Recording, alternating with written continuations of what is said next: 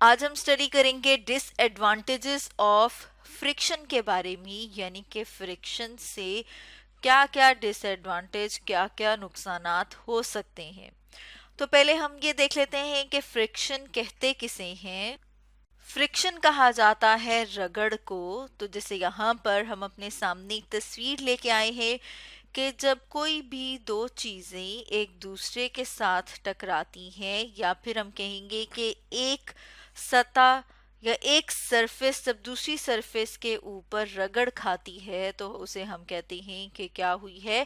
Friction produce ہوئی ہے۔ جیسے یہاں پر ہم نے اپنے سامنے لکھا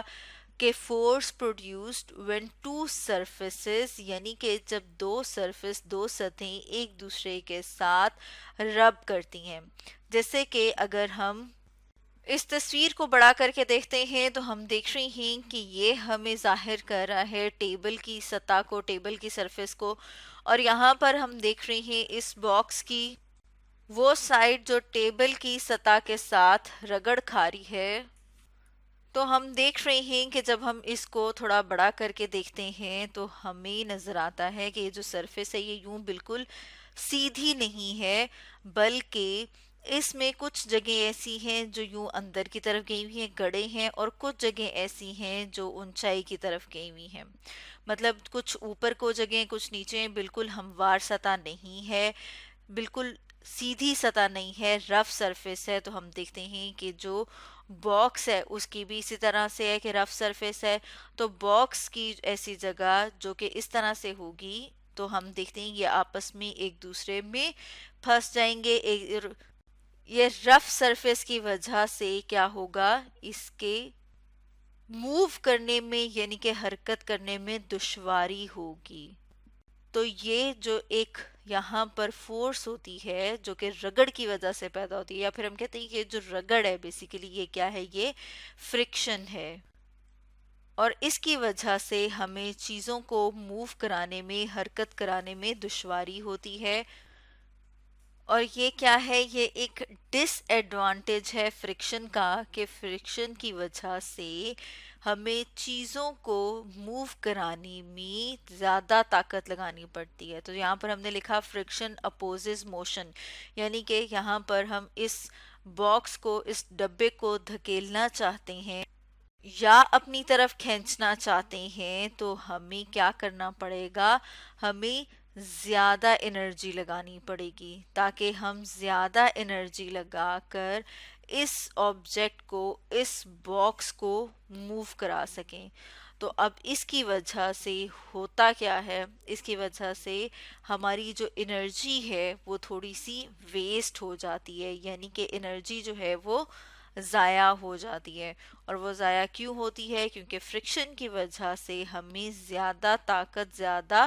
فورس لگانی پڑتی ہے۔ اب اگر ہم فرکشن کا ایک اور ڈس ایڈوانٹیج دیکھیں تو آپ نے دیکھا ہوگا کہ جب ہم ایک نئی گاڑی لیتے ہیں اس کے ٹائر اس طرح کے ہوتے ہیں، جیسے یہاں پر ہم نے بھی لکھا کہ نیو ٹائر ہے۔ اس کے بعد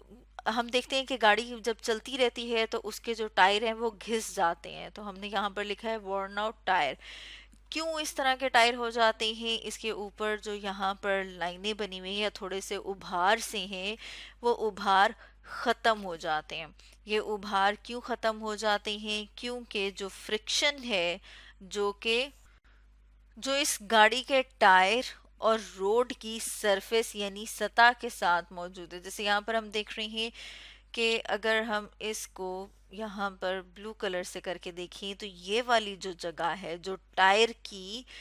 کہاں پر لگ رہی ہے، روڈ کے ساتھ، تو یہ کیا ہے، ٹائر مسلسل جب روڈ کے اوپر چلتا ہے تو اس کی وجہ سے جو ٹائر ہیں وہ خراب ہو جاتے ہیں اور وہ یوز لیس ہو جاتے ہیں۔ تو یہ کیا ہے، یہ فرکشن کا ایک ڈس ایڈوانٹیج ہے۔ اب اگر ہم ایک اور ڈس ایڈوانٹیج کو دیکھیں تو ہم دیکھتے ہیں کہ جب ہم چلتے ہیں تو ہمارے جو جوتے کا تلوا، جسے کہ سول کہا جاتا ہے، جسے کہ یہاں پر ہم اپنے سامنے تصویر میں دیکھ رہے ہیں کہ وہ بھی یوز لیس ہو جاتا ہے۔ وہ یوز لیس کیوں ہو جاتا ہے، کیونکہ ہم نے جیسے اپنی لاسٹ ویڈیو میں ڈسکس کیا تھا کہ جب ہم چلتے ہیں تو فرکشن کی وجہ سے ہم پاؤں کو اوپر، مطلب آگے کی طرف دھکیل رہے ہوتے ہیں۔ ہم جب چلتے ہیں تو پاؤں کا جو تلوا ہے اس کے اور روڈ کے درمیان فرکشن پروڈیوس ہوتی ہے، اور اس فرکشن کی وجہ سے جیسے یہاں پر اگر ہم دیکھیں تو جوتے کے تلوے میں کچھ ابھار سے موجود ہیں، کچھ لائنیں ہمیں نظر آ رہی ہیں، لیکن اس جوتے میں اگر ہم دیکھیں تو وہ بالکل سیدھا ہو چکا ہے، بالکل فلیٹ ہو چکا ہے۔ وہ کیوں ہو چکا ہے؟ کیونکہ رگڑ کھا کھا کے یہ جو جوتا ہے یہ بالکل پلین ہو جائے گا، اور اگر اس طرح کا جوتا ہم پہنتے ہیں تو اس کی وجہ سے ہم سلپ ہو کے گر سکتے ہیں۔ اب ہم ساتھ میں دیکھ لیتے ہیں ایک اور ڈس ایڈوانٹیج۔ تو ہم دیکھتے ہیں کہ جو فرکشن ہے، رگڑ ہے، اس کی وجہ سے ہیٹ پروڈیوس ہوتی ہے، یعنی کہ گرمائش جو ہے وہ پروڈیوس ہوتی ہے، اور بہت ساری مشینز جو ہیں ان کے حصے جب آپس میں ایک دوسرے کے ساتھ رگڑ کھاتے ہیں تو ان میں بھی ہیٹ پروڈیوس ہوتی ہے۔ جیسے کہ ہم بات کر لیتے ہیں گاڑیوں کے، وہیکلز کے انجن کی، تو انجن میں بھی کیا ہے، بہت سارے پارٹس موجود ہوتے ہیں۔ تو ہم دیکھتے ہیں کہ جب انجن کے پارٹس جب ایک دوسرے کے ساتھ مسلسل ٹکرا رہے ہوتے ہیں تو اس کی وجہ سے ہیٹ پروڈیوس ہوتی ہے، اور کئی دفعہ آپ نے دیکھا ہوگا کہ گاڑی بہت زیادہ گرم ہو جاتی ہے اور اس میں سے دھواں نکلنا شروع ہو جاتا ہے، جیسے کہ اس تصویر میں بھی ہم دیکھ رہی ہیں کہ انجن اتنا گرم ہو گیا ہے کہ اس میں سے اب دھواں نکلنا شروع ہو گیا ہے۔ اور یہ کس وجہ سے ہوا ہے؟ یہ اس وجہ سے ہوا ہے کیونکہ انجن کے جو پارٹس ہیں وہ بہت ہی زیادہ ہاٹ، بہت گرم ہو گئے ہیں، اور وہ گرم ہوئے ہیں فرکشن کی وجہ سے۔